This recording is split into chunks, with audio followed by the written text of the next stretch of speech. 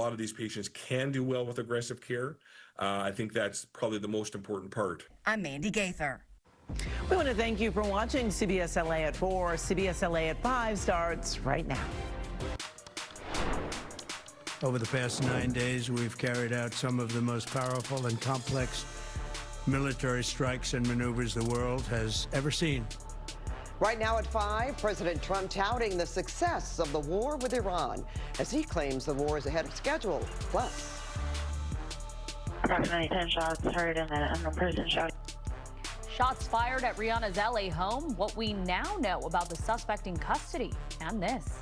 Was this an accident waiting to happen or a problem waiting? Yeah, maybe it probably was. Neighbors frustrated after a vacant home is gutted by fire. Their calls for help that they say have gone unanswered. This is CBS LA at 5. Good evening and thank you for joining us. I'm Pat Harvey. And I'm Leslie Medine in for Rudabeh Shabazi. We do begin with a frightening attack at Rihanna's Beverly Crest home. Police say a suspect shot at the home multiple times Sunday. Well, tonight we are learning much more about that suspect, a woman now charged with attempted murder. We do have live team coverage for you, beginning with CBS LA's Joy Benedict. She's live outside the singer's home. Joy. Yeah, Pat, I mean, I can't even imagine how scary this was, as we're told there were several people inside the home when it was shot at yesterday afternoon. Now, it did appear that the family left the home around 2 o'clock this afternoon, but the police department is still here. In fact, you can see they have all of Heather Road blocked off to people who don't live in this neighborhood as they're continuing to investigate exactly what happened. Approximately 10 shots heard and an unknown person shouting. It's a call still shocking fans. Will you be able to tell us anything about your investigation this morning? As the LAPD spent the day back at the home of 9-time Grammy winner Rihanna after investigators say her home was shot at multiple times with an AR-15 type assault rifle on Sunday. And we just wish for her safety, and we just wish that these people would respect the celebrities.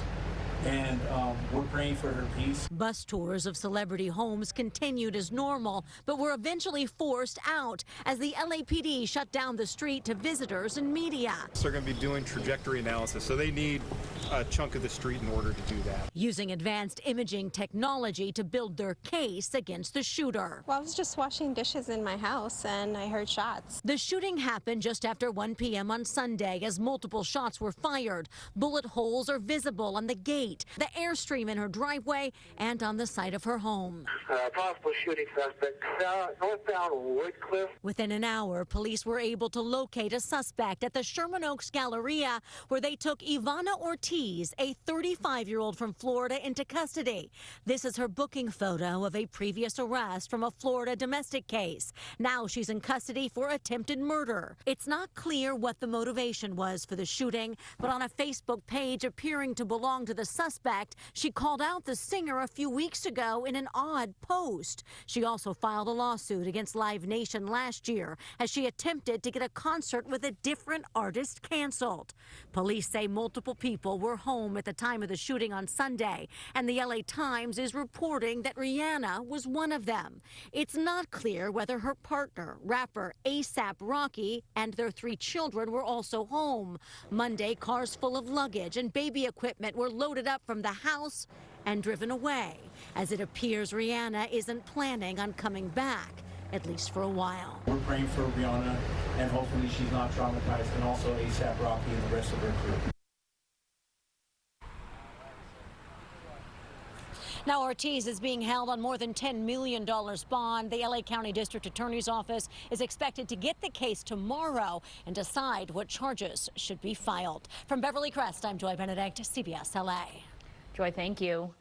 Well, let's bring in CBS LA assignment editor Mike Rogers at the desk. Well, Mike, tonight we are learning even more about this woman, including a video she recently posted about the singer. Yeah, a couple of months ago, she's been posting these videos. She calls it her Praying Woman's Journal. And in this video, it's over an hour long. She talks a lot about religion. She talks about a person who just came back into her life. And twice throughout this video, she mentions the singer Rihanna.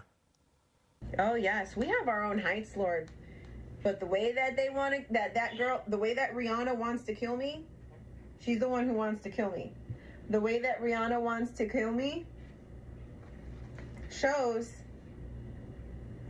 that we're not going to show this right now. But this is my heart, Lord, and I am expecting and waiting in that beautiful time for you to show me what you're going to do and how you're going to deliver this promise.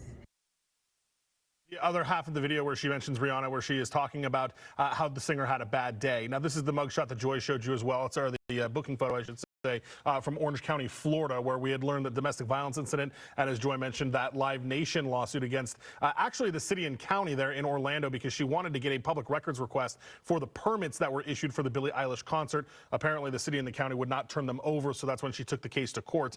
In that court document, though, she talks about the distress that the loud concert was causing her.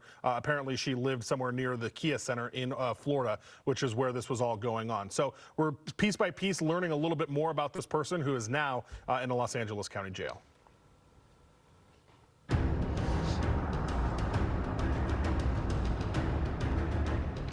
Well, dramatic new security video of one of several bombings launched by Iran in central Israel. This blast knocked a nearby man to the ground, seriously injuring him. Another attack in the same area killed a man, raising Israel's death toll in the war to 11. And here are today's headlines from the war with Iran. President Trump told CBS News that he believes the war is, quote, very complete.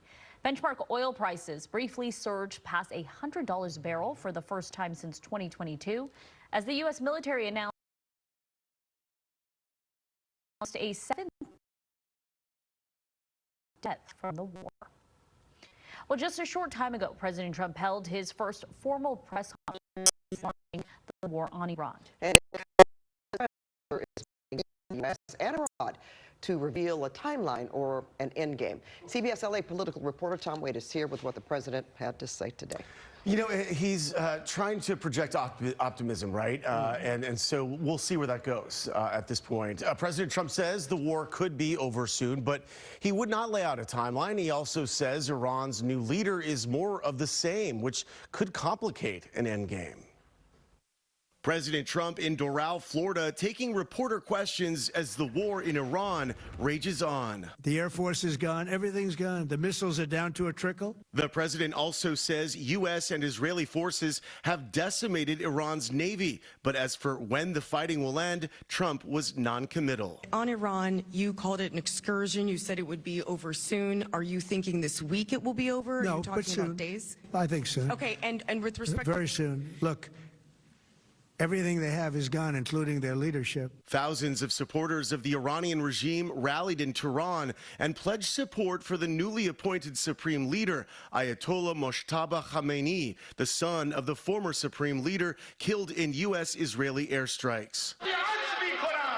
President Trump was asked about Iran's new leader. You know, I was disappointed because we think it's going to lead to just more of the same problem for the country. So I was disappointed to see their choice. The Ayatollah's appointment is seen as an act of defiance by Iran, and the new leader could be a target during the war. It also potentially complicates an exit strategy for the Trump administration. He lacks clarity. On the one hand, he's been talking about the need for Iran to solve the problem of its leadership, that he wants Iran to determine its own fate.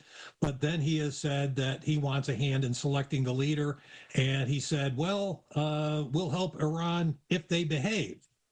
That's a very mixed message and not sure it really advances the cause that he's hoping for. Monday, Iranian state TV showed video of what it says were 31 waves of missile launches aimed at American and Israeli targets in the region. They are attacking neighboring countries, their energy infrastructure, their civilian population. Over the weekend, President Trump and Vice President J.D. Vance attended the dignified transfer of 6 U.S. soldiers killed in a retaliatory strike in Kuwait. The State Department says it has assisted more than 20,000 Americans overseas since the start of the war, and Monday ordered a non-emergency personnel to evacuate the U.S. consulate in Turkey. Pat? Thank you so much, Tom. Meantime, crude oil fell to as low as $81 a barrel following the latest developments in Iran, but it broke above $100 per barrel overnight. This led to a wild session on Wall Street. The Dow was down nearly 900 points, but rebounded and ended up 200 points. And as a result of the uncertainty, gas prices shot up across SoCal overnight. 2 cents in the OC in Ventura, 3 cents in LA, and 4 cents in San Bernardino. California has been hit harder by these rising gas prices than any other state. And CBS LA's Michelle Gilly is live in Anaheim, where drivers are trying to figure out how to navigate all of this. That's right, and they're telling me that many of them have no choice but to close their eyes and pump the gas. Others say that they're dealing with it by not driving so much or opting not to top off their tank. I drive about an hour and a half to 2 hours every day for work. Commuter Jonathan Pineda drives from Costa Mesa to Riverside, Redlands, and Victorville in his GMC Sierra truck 5 days a week. With gas well above $5 a gallon, he's getting hit hard. So that's like $500–600 a week now, which is insane.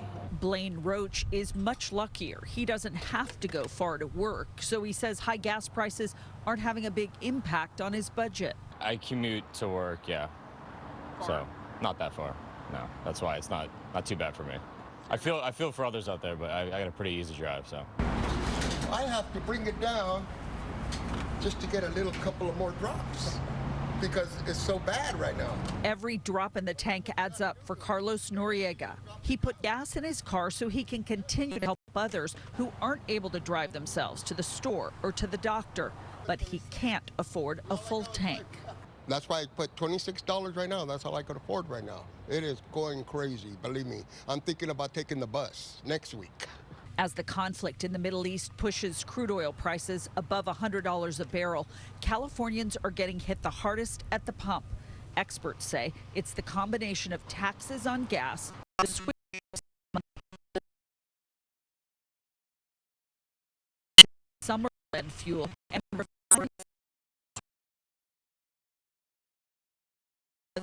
gas up now, go even higher in the future.